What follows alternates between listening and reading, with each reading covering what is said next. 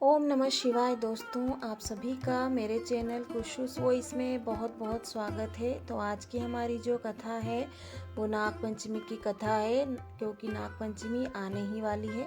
तो चलिए इसे शुरू करते हैं। प्राचीन काल में एक सेठ जी थे जिनके 7 पुत्र थे और सातों के विवाह हो चुके थे। सबसे छोटे पुत्र की पत्नी श्रेष्ठ चरित्र की और सुशील थी, परंतु उसके भाई नहीं था। एक दिन उस घर की बड़ी बहू ने घर लीपने के लिए पीली मिट्टी लाने के लिए सभी बहुओं को साथ चलने को कहा। तो सभी एक साथ डलिया और खुरपी लेकर मिट्टी खोदने के लिए निकल पड़ी। जब बहुएं मिट्टी खोद रही थी तभी वहां एक सर्प निकला, जिसे बड़ी बहू खुरपी से मारने लगी। यह देखकर छोटी बहू ने उसे रोका और कहा, इसे मत मारो, यह बेचारा निरपराध है। यह सुनकर बड़ी बहू ने उसे नहीं मारा। तब वो सांप एक और जा बैठा। तब छोटी बहू ने उससे कहा, मैं अभी लौट कर आती हूँ, तुम यहाँ से जाना मत। इतना कहकर वह सब के साथ मिट्टी लेकर घर चली गई और कामकाज में फंसकर सर्प से जो वादा किया था वो उसे भूल गई। दूसरे दिन वह बात याद आई तो सबको साथ लेकर वहां पहुंची। सर्प अभी भी उस स्थान पर बैठा था, जिसे देखकर छोटी बहू बोली, सर्प भैया नमस्कार। सर्प ने कहा, तू भैया कह चुकी है इसलिए तुझे छोड़ देता हूँ, नहीं तो झूठी बात कहने के कारण मैं तुझे अब तक डस लेता। वह बोली, भैया मुझसे भूल हो गई, उसकी क्षमा मांगती हूँ। तब सर्प बोला, अच्छा, तू आज से मेरी बहन है और मैं तेरा भाई, तुझे मुझसे जो मांगना हो मांग ले। वह बोली, मेरा कोई भैया नहीं है, अच्छा हुआ तुम मेरे भाई बन गए। कुछ दिन व्यतीत होने पर वह सांप मनुष्य का रूप रख कर उसके घर आया और बोला कि मेरी बहन को भेज दो। सबने कहा, इसका तो कोई भाई नहीं है, फिर तुम कौन हो? तो वह बोला, मैं दूर के रिश्ते में इसका भाई हूँ, बचपन में ही बाहर चला गया था। उसके विश्वास दिलाने पर परिवार के लोगों ने छोटी बहू को उसके साथ भेज दिया। उसने मार्ग में बताया कि मैं वही सर्प हूँ, इसलिए तू डरना मत और जहाँ चलने में कठिनाई हो वहाँ मेरी पूंछ पकड़ लेना। छोटी बहू ने वैसा ही किया और इस प्रकार वह उसके घर पहुँच गई। सर्प के घर के धन ऐश्वर्य को देखकर वह चकित हो गई। इस तरह से वो उसके घर में रहने लगी। एक दिन सर्प की माता ने उसे कहा, मैं एक काम से बाहर जा रही हूँ, तू अपने भाई को ठंडा दूध पिला देना। उसे इस बात का ध्यान नहीं रहा और उसने सर्प को गर्म दूध पिला दिया, जिससे उसका मुख जल गया। यह देखकर सर्प की माता को गुस्सा आ गया, परंतु सर्प के समझाने पर वह चुप हो गई। तब सर्प ने कहा कि बहन को अब उसके घर भेजना चाहिए। तब सर्प और उसके पिता ने उसे बहुत सा सोना, चांदी, जवाहरात, वस्त्र, भूषण आदि देकर घर पहुंचा दिया। इतना ढेर सारा धन देखकर बड़ी बहू उससे जलने लगी और कहने लगी कि तेरा भाई तो बड़ा धनवान है, तुझे तो उससे और भी धन लाना चाहिए। सर्प ने जब ये वचन सुना तो उसने सब वस्तुएं सोने की लाकर दे दी। यह देखकर बड़ी बहू ने कहा, इन सब वस्तुओं को झाड़ने की झाड़ू भी सोने की होना चाहिए। तब सर्प ने झाड़ू भी सोने की लाकर दे दी।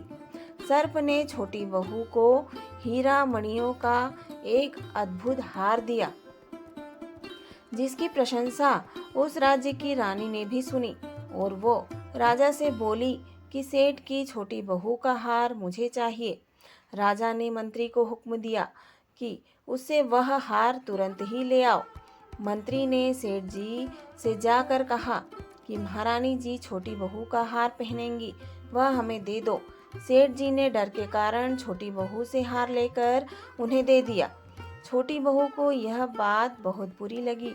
उसने अपने भाई को याद किया और उससे प्रार्थना की, भैया रानी ने हार छीन लिया है, तुम कुछ ऐसा करो कि जैसे ही रानी वो हार पहने वह सर्प बन जाए और जब वह मुझे लौटा दे तब वो हार हीरों और मणियों का हो जाए।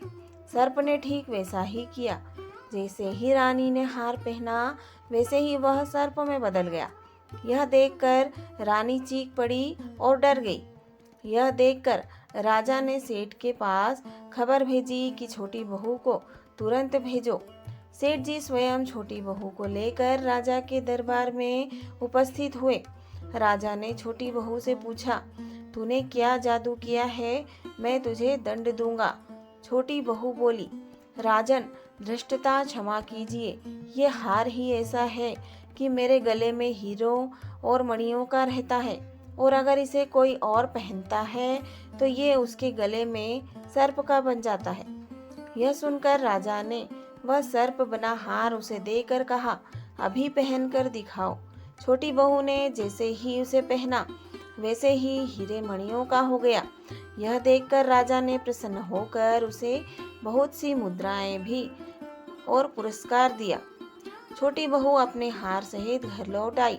इसके धन को देखकर बड़ी बहू ने ईर्ष्या के कारण उसके पति को सिखाया कि छोटी बहू के पास कहीं से धन आया है।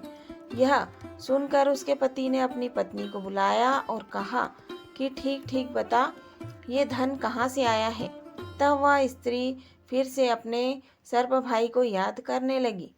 तब उसी समय सर्प ने प्रकट होकर कहा, यदि मेरी धर्म बहन के आचरण पर किसी ने संदेह प्रकट किया तो मैं उसे खा लूंगा। यह सुनकर छोटी बहू का पति बहुत प्रसन्न हुआ और उसने सर्प देवता का सत्कार किया। कहते हैं उसी दिन से नाग पंचमी का त्योहार मनाया जाता है और स्त्रियां सांप को भाई मानकर उसकी पूजा करने लगी। नागपंचमी की पौराणिक कथा।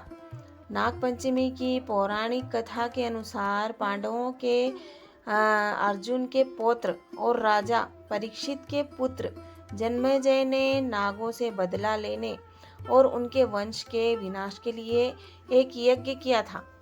वह नागों से अपने पिता राजा परीक्षित की मृत्यु तक्षक नामक सांप के काटने की वजह से होने का बदला लेना चाहता था।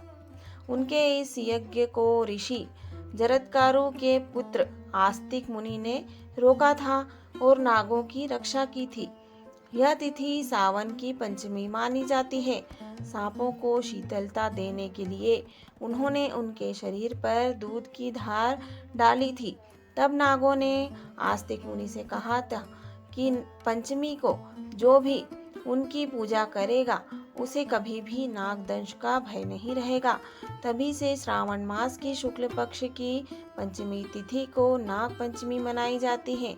दोस्तों, वीडियो अच्छी लगे तो वीडियो को लाइक, शेयर और चैनल को सब्सक्राइब करना मत भूलना। धन्यवाद।